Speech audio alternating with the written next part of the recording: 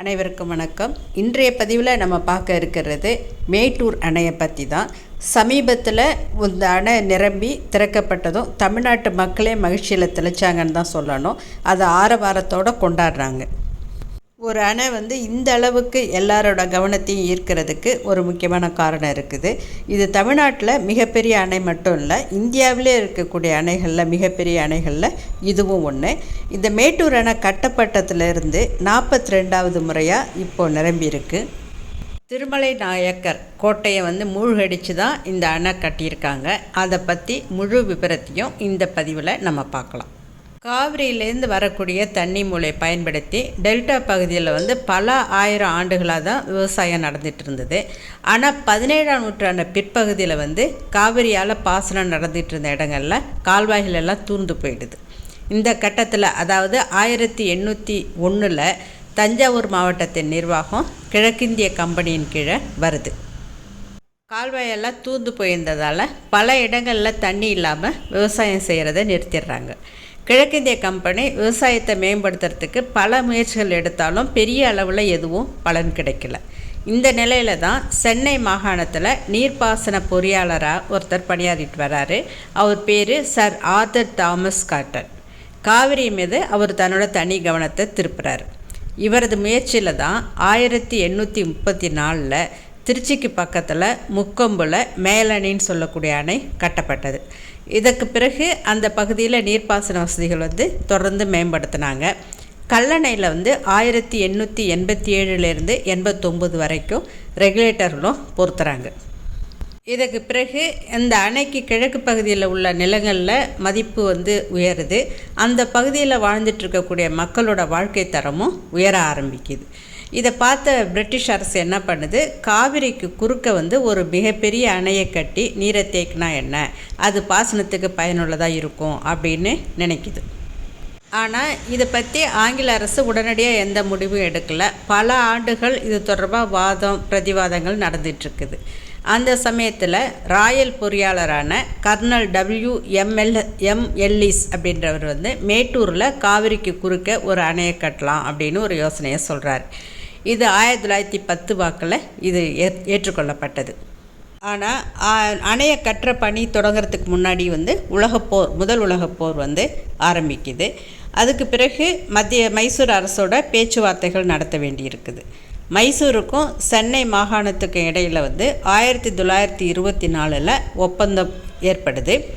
1925 ஆண்டு ஜூலை மாதம் 20ஆம் தேதி சென்னை மாகாண ஆளுநர் 2வது விஸ்கவுண்ட் கோசன் முன்னிலையில் இந்த பணிகள் தொடங்குது. மேட்டூர் அணை முதல்ல திட்டமிட்ட போது இப்போ இருக்கிற அணை இருக்கிற இடத்துல கட்டுறதுக்கு திட்டமிடப்படலை. அதுக்கு பதிலாக இந்த இடத்துலேருந்து சுமார் 1 மைல் தூரம் தள்ளி இருக்கிற மாதிரி கட்டுறதுக்கு திட்டம் போட்டாங்க. ஆனால் 1924ஆம் ஆண்டு காவிரியில் மிகப்பெரிய வெள்ளம் ஒன்று வருது. அப்போ தான் முன்பு திட்டமிட்டதை விட கூடுதல் நீரை தேக்கிற வகையில் அணை கட்டணும் அப்படின்னு தற்போது இருக்கிற இடத்த தேர்வு செய்கிறாங்க. இந்த திட்டத்தை செயல்படுத்துறதுக்கு 7,37,00,000 ரூபாய் செலவாகும் அப்படின்னு மதிப்பிடப்பட்டது. இந்த அணையை கட்டின பிறகு வரி வசூல் செய்கிறது மூலமாக முதலீட்டுக்கு 6% அளவுக்கு பலன் கிடைக்கும் அப்படின்னும் திட்டமிடுறாங்க. ஆனால் இது எல்லாத்த விட முக்கியமாக டெல்டா மாவட்டங்களில் உருவாகக்கூடிய வேலைவாய்ப்பும் வாழ்க்கை தரம் மக்களின் வாழ்க்கை தரம் உயர்றதும் முக்கியமாக கணக்கில் நம்ம எடுத்துக்கணும். இந்த அணைக்கான செலவு திட்டமிடுறது மிக துல்லியமாக திட்டமிடப்பட்டது. கட்டுமான பணிக்கான செலவு, நிலத்தை கையகப்படுத்துறதுக்கான செலவு, ஊழியர்களோட வீடுகளுக்கான செலவு, கால்வாய்கள், இயந்திரங்கள், ஓய்வூதியம், இது எல்லாத்தையும் சேர்த்து ரொம்ப பக்காவாக துல்லியமாக கணக்கிட்டாங்க. இந்த அணையை கட்டுறதுக்கு 2,16,000 டன் சிமெண்ட் தேவைப்பட்டது. இந்த அளவுக்கு சிமெண்ட் சப்ளை செய்ய ஷகாபாத் சிமெண்ட் கம்பெனியோட ஒப்பந்தமும் போட்டாங்க. சிமெண்ட்டை எடுத்து வர்றதுக்காக சேலத்துலேருந்து மேட்டூர் வரைக்கும் ஒரு ரயில் பாதையும் போட்டாங்க. அணை கட்டுறதுக்கு முன்னால் மேட்டூர் ஒரு சின்ன கிராமமாக இருக்குது. ஈரோடு ரயில் நிலையத்திலேருந்து 37 மைல் தூரத்தில் இருந்தது. அங்கேருந்து மேட்டூருக்கு போகணுன்னா மண் சாலை வசதி தான் அப்போ இருந்தது. அதனால் பொருட்களை எடுத்துகிட்டு வர்றதுக்கு சேலத்திலேருந்து ஒரு ரயில் பாதையும் தார் சாலையும் அமைக்கப்பட்டது. அது பிறகு இங்கே வேலை செய்யக்கூடிய பணியாளர்கள் தங்குறதுக்காக கிட்டத்தட்ட 10,000 பேர் தங்குற அளவுக்கு வீடுகள் புதுசாக கட்டினாங்க. அந்த மாதிரி ஒரு குக்கிராமாக இருந்த மேட்டூர்ன்றது ஒரு சின்ன நகரமாக உருவெடுக்க ஆரம்பிக்குது. இந்த மேட்டூர் டவுன்ற நகரம் மிகச்சிறப்பாக வடிவமைக்கப்பட்டது. தூய்மையான குடிநீர், பாதாள சாக்கடை வசதியோட இந்த சின்ன டவுன் நகர் உருவாக்கப்பட்டது. மைசூர் அரசுக்கு உட்பட்டிருந்த சிவசமுத்திரத்தில் இருந்து மின் நிலையத்திலிருந்து மின்சாரம் வழங்கப்பட்டது.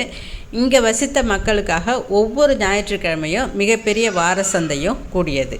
நிலம் எடுக்கும் பணிகளுக்காக மேட்டூர் ஒரு தனி மாவட்டம் அப்படின்னு அறிவிக்கப்பட்டது. மேட்டூர் அணை அமைகிற இடம், அணையின் நீர் தேங்கும் இடம், தொழிலாளர்களின் கேம்ப்பு, மின் நிலையம், ஒர்க்ஷாப் பகுதிகள் போன்றவற்றை உள்ளடக்கி இந்த மாவட்டம் உருவானது. ஆனால் இந்த அந்தஸ்து ரொம்ப நாளைக்கு நீடிக்கலை.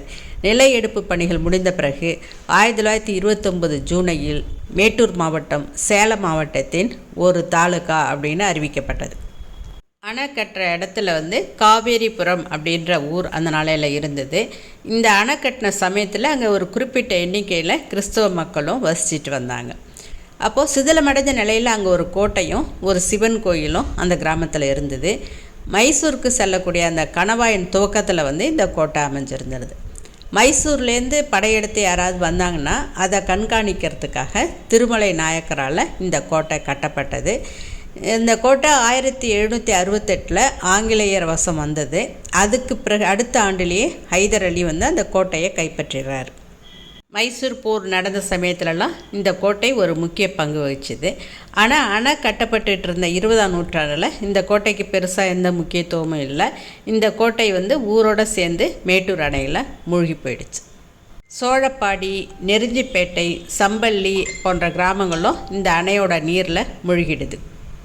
பணிகள் இடைவிடாமல் நடந்ததில் கிட்டத்தட்ட 9 ஆண்டுகள் நடந்தது. 1934 அணையோட கட்டுமான பணிகள் முழு அளவில் பூர்த்தியாகுது. இது ஆகஸ்ட் 21 கட்டுமான பணிகள் முடிவுக்கு வந்தது அப்படின்னு அஃபிஷியலாக அறிவிக்கப்பட்டது. மேட்டூர் அணையால் உருவாக்கக்கூடிய இந்த நீர்த்தேக்கத்திற்கு அப்போதைய சென்னை மாகாண ஆளுநராக இருந்தவர் கர்னல் ஜார்ஜ் ஃபெட்ரிக் ஸ்டான்லியின் பெயர் சூட்டப்பட்டு அணை மக்கள் பயன்பாட்டிற்கு வந்தது. இந்த அணை கட்டப்பட்ட சமயத்தில் இதுதான் உலகத்திலேயே உயரமான நீர்க்கூட்டில் அமைஞ்ச நீர்த்தேக்கமாக இருந்தது. மேட்டூர் அணையின் மூலமாக தமிழ்நாட்டில் 12 மாவட்டங்களில் சுமார் 16.05 லட்சம் ஏக்கர் நிலங்கள் பாசன வசதி பெறுது. மேட்டூர் அணை மற்றும் காவிரி ஆற்றிலிருந்து பல மாவட்ட பொதுமக்களுக்கு குடிநீர் வழங்கப்படுகின்றது. மக்களுக்காக மட்டுமில்லை, கல்வி நிறுவனங்கள் மற்றும் தொழிற்சாலைகள் பயன்பாட்டுக்காகவும் இதிலேருந்து தண்ணி எடுத்து பயன்படுத்தப்படுது. அணையோட மொத்த நீளம் 5300 அடி. அணையோட அதிகபட்ச உயரம் 214 அடி. அணையோட அதிகபட்ச அகலம் 171 அடி. அணையின் மேல் பகுதி அகலம் 20 அடி 5 இன்ச் 5 அங்குலம்.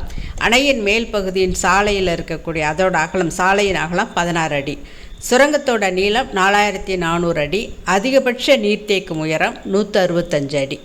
உபயோகப்படுத்தக்கூடிய தண்ணீரோட உயரம் 120 அடி. அணையோட மொத்த கொள்ளளவு 95,660 மில்லி கன அடி. அணையின் பயனுள்ள கொள்ளளவு 93,470 மில்லியன் கன அடி. முழு நீர்த்தேக்க மட்டத்தில் நீர்ப்பரப்போட நீளம் 33 மைல். அதிகபட்ச நீர்ப்பிடிப்பு பகுதி 59.25 ஸ்கொயர் மைல்ஸ். நீர்ப்பிடிப்பு பகுதி 16,300 ஸ்கொயர் மைல். அணையில் இருக்கக்கூடிய மதகுகளை பற்றி பார்க்கணுன்னா 16 கண் உபரி நீர் போக்கி இருக்குது, 8 கண் மேல்மட்ட மதகு இருக்குது, 5 கண் கீழ்மட்ட மதகு இருக்குது. அணை மின் நிலையம் இருக்குது, 4 விசைப்பொறி. சுரங்க மின் நிலையமும் 4 விசைப்பொறி இருக்குது. காவிரி ஆறு சேலம் மாவட்டத்துக்குள்ள நுழையிற இடத்துல சேலம் நகரத்திலிருந்து 60 கிலோமீட்டர் தொலைவில் மேட்டூரில் ஒரு செயற்கை நீர்வீழ்ச்சிகள் மற்றும் அழகிய புல்தரைகளுடன் கண்ணை கவரும் விதத்தில் பூங்கா அமைக்கப்பட்டிருக்கிறது. இந்த அணை கட்டுமானத்தில் பெரும் பங்கு வகித்த கர்னல் எல்லிஸ் மட்டுமின்றி ஈடுபட்ட அனைத்து நல்ல உள்ளங்களையும் இந்த நேரத்தில் நாம் நினைவு கூர்ந்து போற்றுவோமாக. இந்த பதிவு உங்களுக்கு பிடிச்சிருந்தால் லைக் பண்ணுங்கள், ஷேர் பண்ணுங்கள், சேனலை சப்ஸ்கிரைப் பண்ணுங்கள். நன்றி, வணக்கம்.